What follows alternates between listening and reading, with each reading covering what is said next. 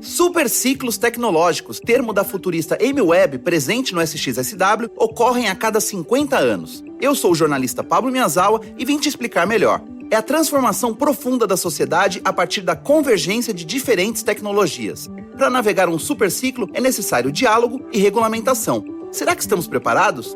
O Itaú, patrocinador oficial do SXSW, traduz todas as palestras para português exclusivamente para você. Acompanhe no YouTube, no canal oficial do evento.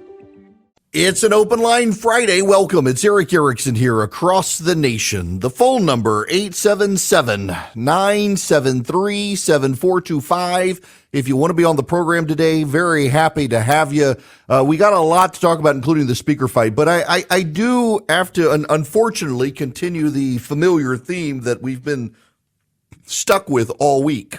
I want to play for you some audio. This is the president of Harvard. This is a moment of intense pain and grief for a great many people in our community and around the world. I feel that pain and grief myself. As members of a university community, we have a choice. We can fan the flames of division and hatred that are roiling the world. Or we can try to be a force for something different and better. People have asked me where we stand. So let me be clear. Our university rejects terrorism. That includes the barbaric atrocities perpetrated by Hamas. Our university rejects hate. Hate of Jews, hate of Muslims, hate of any group of people based on their faith, their national origin, or any aspect of their identity. Our university rejects the harassment or intimidation of individuals based on their beliefs. And our university embraces a commitment to free expression. That's the president of Harvard. Now, while that being the president of Harvard, you should know at Stanford University, an instructor made Jewish students this week identify themselves, take their belongings, stand in a corner, and then said, "This is what Israel does to the Palestinians," and added that the colonizers killed more than 6 million people, suggesting what Israel has done to the world is worse than what the Holocaust did.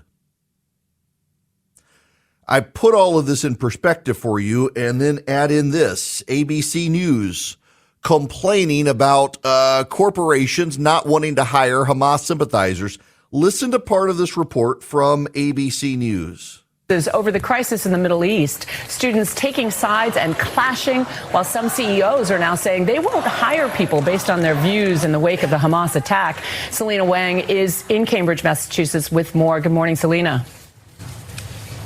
Good morning, Juju. College campuses are deeply divided, including here at Harvard, where students here, it's not just about trying to protect their safety, but corporate CEOs are trying to blacklist some students whose organization signed on to a controversial statement. This morning, as protests erupt on college campuses across the country over the escalating Israeli-Hamas war in the Middle East, tensions mounting between some of those student protesters and their potential employers. Harvard now finding itself in the middle of contentious conversation after its Palestine solidarity groups released a statement signed by more than 30 student groups in the wake of the Hamas terrorist attacks, saying they held the Israeli regime entirely responsible for all unfolding violence. For the last 2 decades, millions of Palestinians in Gaza have been forced to live in an open-air prison. CEOs from major corporations like Sweet Green and FabFitFun calling for the names of the students within those groups to be released. What we wanted to do was try to understand, well, who actually is signing on to that statement? And if people are actually signing on to that statement, we would want to be able to make sure that we're not hiring those individuals. Now, notice it is, "Oh, poor students." The Washington Post this week has a story. Here's the tweet. The Israel-Gaza war is still in its first week, but some people in the United States and around the world have lost their jobs or face discipline or backlash for their criticisms of Israel. The entire story is, oh, poor, pitiful people getting punished for standing on the side of Hamas. Let me read you some headlines over the last 2 years from the Washington Post. From Margaret Sullivan, "So you're being held accountable? That's not cancel culture." From Jennifer Rubin, the GOP's gibberish about cancel culture never looks so dumb. From Philip Bump, cancel culture blends into victim culture. From Max Boot, why we should cancel the phrase cancel culture. Those are 4 pieces at the Washington Post. And now today, the Washington Post is, oh, poor, pitiful people losing their jobs for signing a statement supporting Hamas. A Fairfax County School Board member in Virginia, Abrar Omish, opposed a moment of silence for victims of the Hamas attacks. Her father is a former president of a group tied to the Muslim Brotherhood. She refused to support a moment of silence for the victims in Israel. Now I want to play for you the audio. This is Stephanie Hallett. She's the chargé d'affaires for the United States in Israel. We don't have an ambassador there right now, so she's the professional diplomat in charge. I want you to listen to the career diplomat of the United States who has been to the border between Israel and Gaza.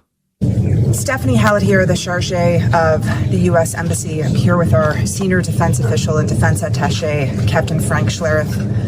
We've come down here along the Gaza periphery to bear witness to the atrocities that were committed here on Saturday, and it's really unbelievable. As a mother, and just as a human being, to see and to know what happened here is really important. To say that we've been here, we've seen it, and it is evil. And we stand with Israel. All of us, we stand with Israel. You could hear the emotion in her voice by what she saw. Dead people. Dead children. Death. The smell of it.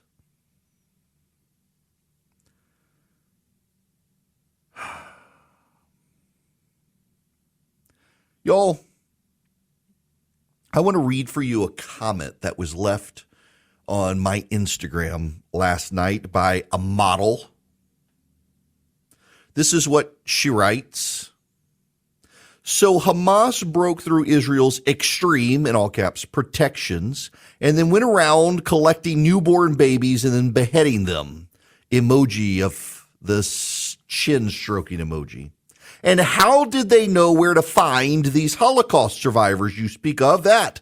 And how old are they now? Have you ever seen the movie Wag the Dog? All war and killing is bad, and you either condemn both sides or you're part of the problem. No, the hell you don't. When good fights evil, you don't sit back and say, I'm not taking a side here. Today, Hamas is ordering Gazans to stay in their homes as Israel tells them to head south because they're about to invade. Israel gave Gaza residents a day to prepare and is now telling the Gaza residents where they're about to go, please leave so they don't get killed. And Hamas is saying, no, you want me to take a both sides situation here? There's good and there's evil. There is no gray here. Major media organizations in this nation and around the world are pro-Hamas. In fact, I learned today there's a major media organization in this country, thankfully not mine, that is advising its newsrooms you're not allowed to refer to Hamas as a terrorist organization. You can call them a militant group. This is the BBC. Listen to this reporter from the BBC. My name is Adnan El-Bursh, a reporter for BBC Arabic and a resident of Gaza. Here in Al-Shifa Hospital, bodies lay everywhere. The injured scream for help. You can never forget these sounds. Among the dead and wounded, my cameraman Mahmoud has seen his friend Malik. They didn't do this in Israel. BBC has a Gaza resident in Gaza going to the hospital in Gaza to cover the carnage that they blame on Israel in Gaza. They didn't do this in Israel. They didn't interview the victims.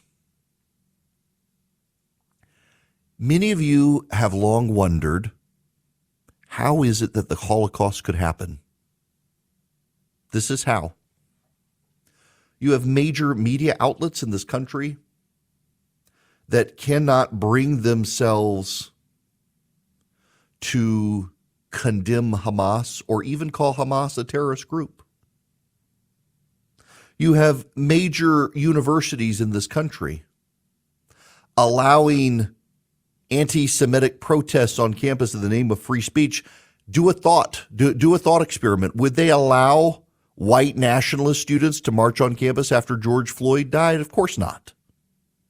But whenever it's the Jews, the anti-Jews are allowed to march. The anti-Semites are allowed to march. The pro-Hamas ralliers are allowed to rally. It's every other cause they take a side. They find their moral conviction all the time, but never when it comes to Israel. You have people purportedly on the right, the Tim Pools of the world, who are online celebrities on the right, who are taking the images, the graphic images out of Israel and say, well, this might have been generated by AI. I want to remind you all of something. And I can remind you from the shared story of the world's three great religions, Islam, Judaism, and Christianity. Now the serpent was more crafty than any of the wild animals the Lord God had made. He said to the woman, did God really say, you must not eat from any tree in the garden? Did God really say, you must not eat from any tree in the garden? Look at what the devil does. He twists it. He acts like he has some special knowledge. But if he did, he would know God didn't say you must not eat of any tree in the garden. He just twists it ever so slightly. And then he says, you will surely not die, for God knows that when you eat from it, your eyes will be opened, and you will be like God, knowing good and evil. And look where we are today. In the muddied waters after the fall, there are a lot of people who can't even figure out what evil is. Hamas, in an unprovoked attack, killed babies and grandmothers and Holocaust survivors. They live stream it on Facebook pages. There are pictures.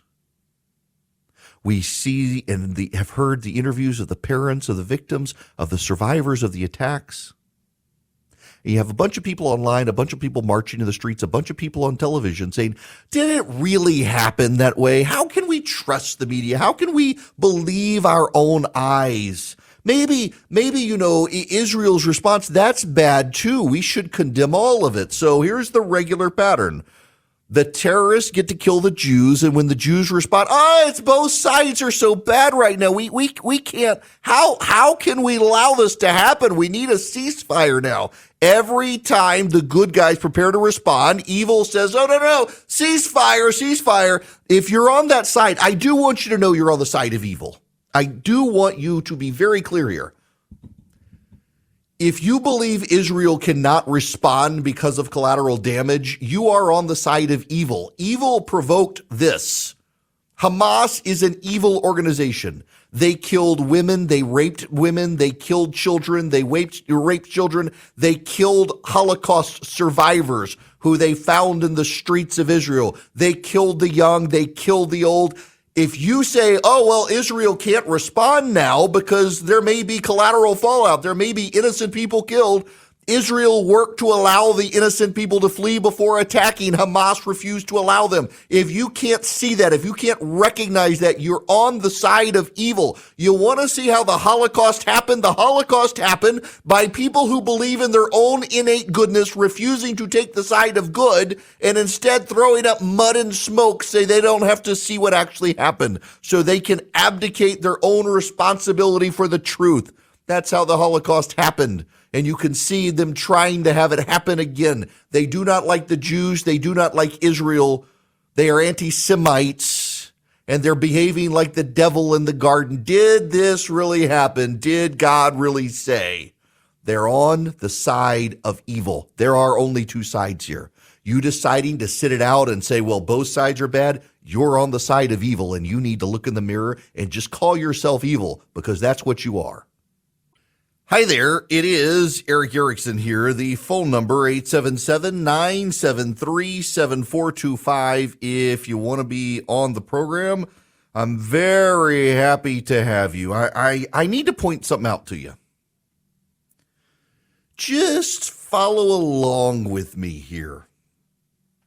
So we have a situation where Hamas invades Israel in a surprise attack, kills over 1,200 Israelis, and takes more than 100 Israelis captive, and ferries those people back into Gaza.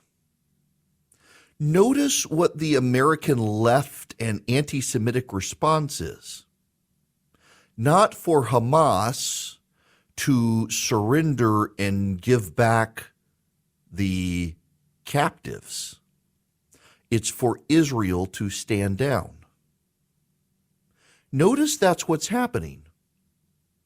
It's you don't hear any of the anti-Semites of the left or the right saying, well, Hamas, surrender and give back the people you took captive. No, what they're all saying is, no, Israel, you can't respond because innocent people might die.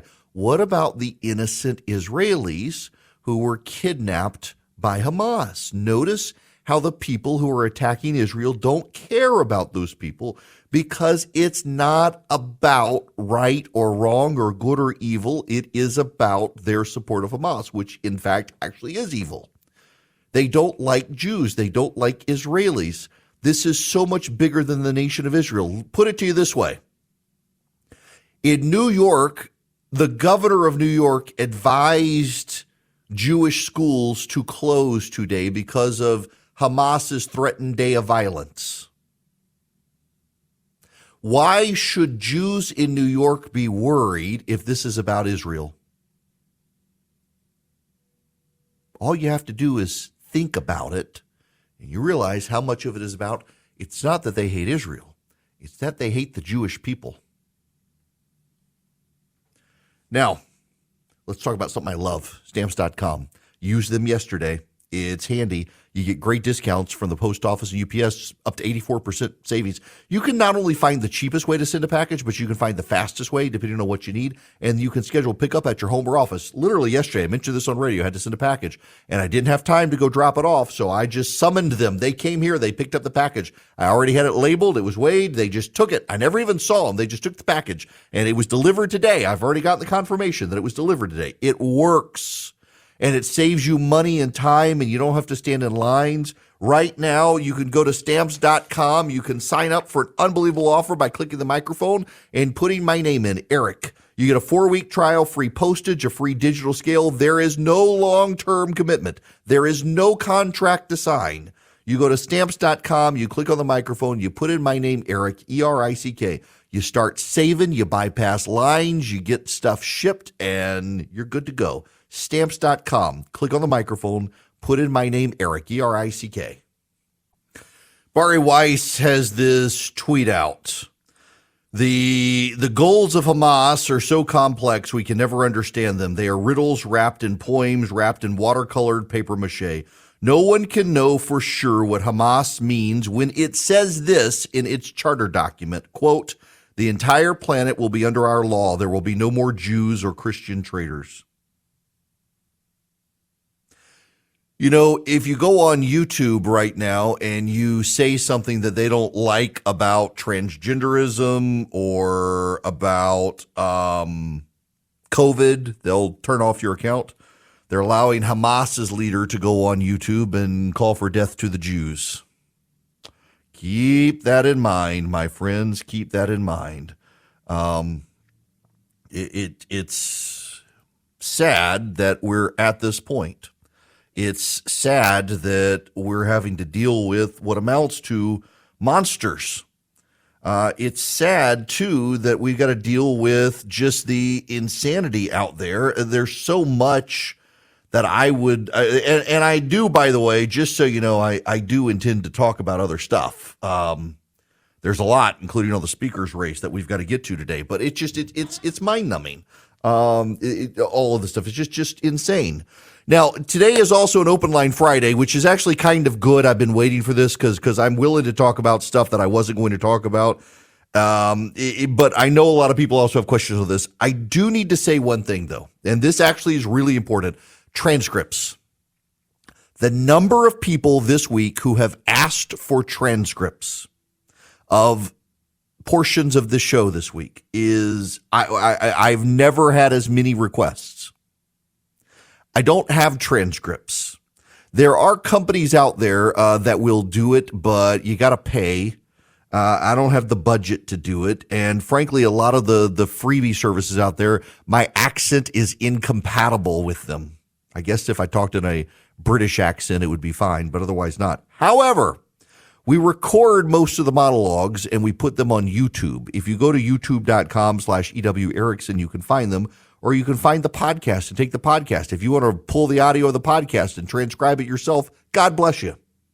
You can get it all by texting Eric, E-R-I-C-K, to 33777. Text Eric to 33777. Now, I would like to go to the phones. I want to start with Ruth. Welcome to the show, Ruth. Hey, Eric, this is Ruth Mary. How have you been doing? Good. How are you? I'm doing pretty good, other than my head sometimes wants to explode when I hear some of these people saying, this is not true, when I'm hearing these pro-whatever people saying, oh, what proof? Almost sounds like 9/11 when people said that was our government that ran into that building. They fall in the same category. I'm calling real quick to say I also lived in the Middle East when I was a kid, just like you. My father was State Department Foreign Service, and we lived in Beirut. And we traveled Israel many a times, loved the place, and of course in Beirut and other areas and that. So I'm familiar with what's going on there. And I'm really getting upset with what I'm hearing on TV. My husband watches, for some reason, CNN in the morning. I will catch a little bit of Fox News in the morning, and we compare notes. And yesterday you were talking about complicity, and when you were talking about that, I thought, that's exactly what I was saying to my husband yesterday morning. I started watching something on one of the other networks, and I thought, oh my gosh, they're starting to almost sound like they're changing their mind, what's really going on with Israel, and maybe they should step down or something. I thought that is happening already, that the other side is convincing more people because they're getting it's not just Hamas, they're getting the other backer-ups that are just over and over again. You hear it, and people start thinking, yes, especially since the number of kill and injure is higher on Hamas side than it is on the Israeli side when you see the numbers of that. And people are thinking, haven't they done enough damage to the Israelis? What do they think they're doing? They're killing innocent people. And I could almost start hearing that in one of the reporters on the other network. And I thought, that's right, complicity is starting to come in. They're starting to change their dialogue. And I said that to my husband. I said, I know you watch that more and you get tired of Fox, and I do too at times, but I'm starting to see that creep in. And how much longer or how much short time is there going to be when all of a sudden Israel is the worst nation on this planet for doing what they're doing? Yeah. And it's just upsetting me. The way they twist it. And again, like, for example, there are more than 100 Israeli citizens being held captive in Gaza. You don't hear anyone saying Hamas released the captives. You hear them saying, oh, Israel, don't respond. Why is that exactly? Funny how that works. You have Israel telling Gaza, we're going to give you 24 hours to flee. Hamas never did that to Israel. Exactly. The double standard, it is monstrosity. Yes, I don't know. I'm just getting, it's just like you said, the words, and they're just slightly tweaking it different to give it a little slight meaning. I thought, yep, here it comes. That is starting to switch over here.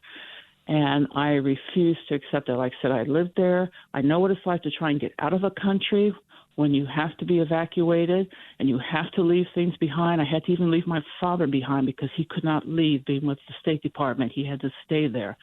And we spent 6 months in Rome before we could meet up with him to go to our next duty station. So I understand all of that. But, it's just, anyways, I'm so frustrated, but I had to agree with you about complicity. I thought, my husband and I were just talking about that early yesterday morning, then you have it on your show yesterday. And I thought, okay, it's not me. I'm seeing it, and I'm glad it's not me. Nope, it is. So. It is not just you. And listen, I appreciate very much the phone call. Thank you very much for that, Ruth Mary. It really is remarkable to watch this happen. So CBS News right now, this is happening. CBS News has a tweet on social media. Sorrow from the devastating scenes in Gaza turned so intense for one woman, she collapsed on the ground in grief. And CBS News is showing video from Reuters of a woman rolling on the ground, screaming and crying. Now, for perspective, yesterday, CBS News put quotes around the word massacre over what happened in the Jewish kibbutz. They didn't want to say just massacre. They used quotes around massacre to identify that's what other people are saying, not us. Not putting quotes around the word sorrow for this woman rolling on the ground. The editorial decisions of American newsrooms is remarkable right now. It really is remarkable. They are on the side of Hamas. You've got a major news organization in this country, a major media organization in this country, advising its newsrooms across America. They're not allowed to refer to Hamas as a terrorist organization, and it is. Someone who brings moral clarity, like him or not, George W. Bush, speaking on stage at an event last night. While we're in this beautiful place, our hearts are in Israel. We saw clips of you rallying the nation after the worst terrorist strike on American soil. I wonder what were your thoughts when you heard that Israel was attacked by Hamas over the weekend? My thoughts were that we need to support Israel. No ands, ifs, or buts. This was an unprovoked attack by terrorist people willing to kill innocent people to achieve an objective. Hamas is a political organization. They do not reflect the majority of the Palestinians. And don't be surprised if Israel takes whatever action is necessary to defend herself. And it's going to be ugly for a while. But it's tough. It's tough. And I hope and pretty confident the United States will stand squarely with Israel. You know, going in the neighborhoods of Gaza is going to be tough. And, you know, he's got a very seasoned military, but they just called up 300,000 reservists. Most of them probably can't fire a rifle. And to the extent they'd be put in harm's way, it's going to be awfully difficult on the prime minister. But he's got to do what he's got to do. I mean, you're dealing with cold-blooded killers. And you can make all kinds of excuses why they are, but they are. And his job is to protect this country. And anyway, we'll find out what he's made out of. Among the countries on the axis of evil that you defined during your presidency was Iran. To what extent is Iran responsible for the... I don't know. I don't get the intelligence anymore. Their stated objective is the destruction of Israel. That's what the leaders say. And in this world, you got to take what they say seriously. And Iran's been pretty good at using surrogate terrorist groups, Hezbollah being the key one, of course. And therefore, the idea of using somebody else to achieve their objective doesn't surprise me. Again, I'm kind of a hardliner on all this stuff, but I never thought we should try to accommodate Iran any way, shape, or form. I always felt the objective ought to be to prevent them from getting a nuclear weapon, to prevent a cataclysmic event in the Middle East. And these are the kind of people that if you show softness, they will take advantage of it. And that's George W. Bush speaking last night at an event in California. One more call here. Jim, you're up next. Welcome to the show, Jim. Good afternoon, Eric. What I think we're dealing with is a bunch of diamond mullers. It's okay as long as they go for everybody else, but when they come for me, then there was nobody left to speak for me. And the other thing, too, is if we study history, we'll find out that one of Hitler's co-conspirators was the Grand Mufti Hosseini. I'm probably saying his name incorrectly, but he also helped recruit Germans to the Middle East after the fall of Germany to try to destroy the state of Israel in its infancy. Yeah, look, they did. So not only that, Jim, I'm glad you say this. People need to remember that, you know where the Ba'athist Party, the Muslim Brotherhood, come from? The Nazis. I mean, literally, the German Nazis were in collaboration with and trained the Ba'athists and the Muslim Brotherhood. And Hamas is a descendant of the Muslim Brotherhood. Syria is still controlled by the Ba'athist Party. The Ba'athist Party is literally the Nazi party of the Middle East. I'm not making that up. It's not an exaggeration. It's not hyperbole. It literally is the Nazi party of the Middle East. Ba'athists are the Arab Nazis.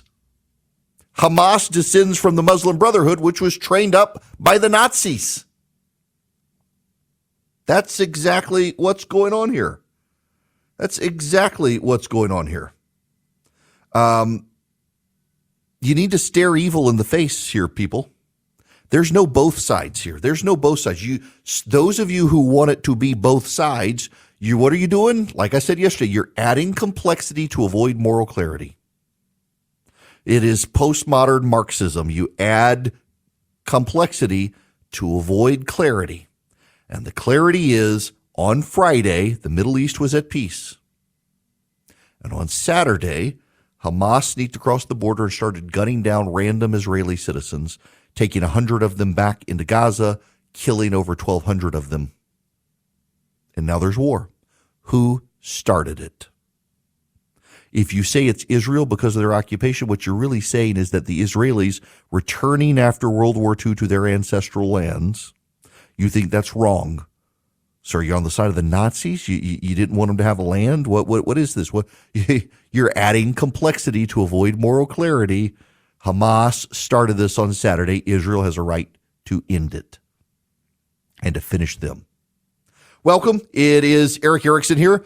The phone number 877-973-7425. Before we get out of here, let me tell you about Vision Computer. Vision can build you laptops and desktops for your home or your office. They can not only build your computers, they can be your IT department. So by being your IT department, what Vision Computer does is if you have a problem, you call them. 15 seconds, they answer the phone or less. Faster than you can get on Google and find an answer. You've got the answer of what's going on from Vision. They keep you up and running. You don't have to worry about nightmare scenarios. Vision Computer helps you. What you do is you go online at visioncomputers.com, visioncomputers.com. However, if you call them at 404-COMPUTE, you can get the Eric Erickson special. You're not going to see that online, but if you call them at 404-COMPUTE, you tell them you want the Eric Erickson special, they save you even more money. You're already saving money, but then they save you even more money. 404-COMPUTE, Vision Computers, let them be your tech support for your home or for your office. They can do it for all of your employees. You buy your computers from Vision. Now listen, if you don't have computers from Vision, but you really want someone who answers the phone in 15 seconds or less, for a small annual fee, they'll become your tech support. VisionComputers.com or 404-COMPUTE. Tell them I sent you. Welcome. It is Eric Erickson here across the nation. The phone number, 877-973-7425. This hour of the program is brought to you by First Liberty Building and Loan. This is for businesses. Have banks been giving you a hard time given the economic circumstances right now? Given the economy. First Liberty makes their own lending decisions. They've been helping businesses grow since the early 90s. So if you're buying a building, building a building, buying a franchise, reach out to them, spend 10 minutes with them, see if they're fit for you. They just might be. You can get all their contact info at firstlibertyga.com, firstlibertyga.com. I want to play for you some audio here. This is Alexandria Ocasio-Cortez. We are, by the way, going to move on to the speaker's race because there's news, but first this. Our responsibility is to the stability and the security of the region. That means being able to support, yes, Israel in its defensive capacities, right, in its ability in that context. But it also means that the United States has a responsibility to ensure accountability to human rights, to prevent the ethnic cleansing of Palestinians, and to ensure that horrors do not happen in the names of victims who do not want their tragedy used to justify further violence and injustice. God, this she hasn't called for Hamas to return their captives yet. In fact, She didn't say anything about Hamas's invasion of Israel until Israel responded. And then it was, oh, we need a ceasefire. Both sides, both sides, both sides. She's on the side of evil. She's on the side of evil. It is just exceedingly notable. Really, really notable that Alexandria Ocasio-Cortez and so many people on the left, they're not calling for Hamas to surrender. They're not calling for the return of the kidnapped Jews in Gaza. They're calling for Israel to stand down. That's what they're doing. That's what they're saying. These people are morally repugnant. Now, you need to know, Steve Scalise has dropped out of the speaker's race. I just shared with my colleagues that I'm withdrawing my name as a candidate for the speaker designee. If you look at over the last few weeks, if you look at where our conference is, there's still work to be done. Our conference still has to come together and is not there. There are still some people that have their own agendas. And I was very clear, we have to have everybody put their agendas on the side and focus on what this country needs. This country is counting on us to come back together. This House of Representatives needs a speaker, and we need to open up the House again. Well, who's it going to be? Now Georgia Congressman Austin Scott has thrown his name into the ring. He would be a terrible, terrible choice. Jim Jordan thrown his name into the ring. The moderates are striking back now. Some of them want Kevin McCarthy back in. I want to explain to you first, you need to understand first why Steve Scalise, the majority leader of the Republicans, why he lost. There's some history. His chickens came home to roost, and you should at least appreciate it. And God help us if it's Austin Scott, if his member services or anything like his constituent services, no one in Congress has even heard from him yet.